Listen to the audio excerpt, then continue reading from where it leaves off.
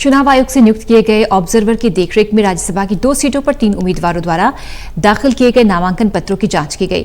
निर्वाचन अधिकारी आर.के. नांदल ने बताया कि कांग्रेस के अजय माकन, भाजपा के कृष्णलाल पवार और निर्दलीय उम्मीदवार कार्तिक शर्मा के नामांकन पत्र जांच में सही पाए गए हैं। उन्होंने कहा कि 3 जून नामांकन पत्र वापस लेने की तारीख निर्धारित की गई है और अगर कोई उम्मीदवार नामांकन पत्र वापस नहीं लेता तो 10 जून को सुबह 10 बजे से लेकर 4 बजे तक चुनाव होगा। उसके बाद चुनाव आयोग की अनुमति से नतीजे घोषित किए जाएंगे। राज्यसभा चुनाव को लेकर खास बातचीत की हमारे सहयोगी अनिल कुमार ने निर्वाचन अधिकारी आर.के. नांदल से। राज्यसभा की 2 सीटों के लिए 3 उम्मीदवारों ने नामांकन पत्र दाखिल किए हैं और आज नामांकन पत्रों की जांच थी। इस जांच में क्या पाया गया है, इस समय मेरे साथ हैं निर्वाचन अधिकारी आर.के. नांदल। इनसे जानते हैं कि आज नामांकन पत्रों की जांच थी, उसमें क्या पाया गया है।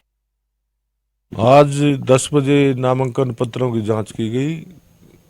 3 नामांकन पत्र कांग्रेस प्रत्याशी अजय माकन द्वारा, 2 नामांकन पत्र श्री कृष्णलाल पवार भाजपा उम्मीदवार द्वारा और 4 नामांकन पत्र कार्तिक शर्मा निर्दलीय उम्मीदवार द्वारा दाखिल किए गए थे। सभी नामांकन पत्रों की जांच की गई। जांच में सभी नामांकन पत्र सही पाए गए और उनको मैंने मंजूर कर लिया। नांदल साहब, जिस समय नामांकन पत्रों की जांच हुई थी, क्या चुनाव आयोग से भी कोई सदस्य आया था? चुनाव आयोग से जो ऑब्जर्वर हैं हमारे चीफ इलेक्टोरल ऑफिसर हरियाणा के, वो एज ऑब्जर्वर वो स्क्रूटनी के टाइम पर हाजिर थे। नांदल साहब, राज्यसभा की 2 सीटें हैं और उम्मीदवार 3 हैं। क्या अब दोनों सीटों पर चुनाव होगा? चुनाव तो दोनों सीटों पर ही होगा। नांदल साहब, चुनावी प्रक्रिया क्या रहेगी?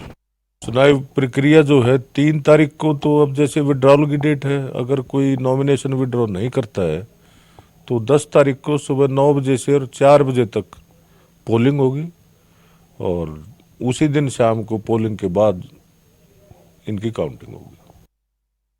नांदल साहब, निष्पक्ष और शांतिपूर्ण चुनाव करवाने के लिए क्या आपने हिदायतें बरती हैं? हम चुनाव आयोग के पूरे जो दिशा निर्देश हैं उनको लागू करेंगे, वीडियोग्राफी करवाएंगे और जो वोटिंग कैबिन है वहाँ भी ऑफिसर्स को अपॉइंट करेंगे जो हर वक्त उस पर कैबिन पर ध्यान रखें कि कोई किसी तरह का कोई भी जो चुनाव प्रक्रिया में कोई बाधा उत्पन्न ना हो।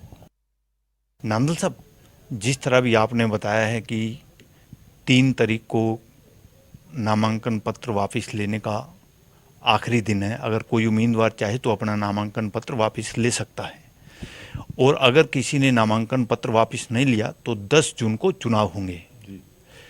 तो 10 तारीख को चुनाव होंगे, उसकी प्रक्रिया के बारे में भी आपने जानकारी दी और चुनाव के बाद नतीजे कब घोषित किए जाएंगे? बस चुनाव के बाद 4 बजे तक पोलिंग का टाइम है। 4 बजे के बाद इलेक्शन कमीशन से परमिशन लेके और सेम डे उसी दिन काउंटिंग होगी और काउंटिंग के बाद चुनाव आयोग को सूचित किया जाएगा और वहां से चुनाव डिक्लेरेशन की परमिशन आने के बाद चुनाव को डिक्लेयर कर दिया जाएगा। ये थे मेरे साथ निर्वाचन अधिकारी आर.के. नांदल। इन्होंने बताया कि राज्यसभा की 2 सीटों के लिए 3 उम्मीदवारों ने नामांकन पत्र दाखिल किए थे और तीनों नामांकन पत्र सही पाए गए हैं। Anil Kumar, total news, Chandigarh.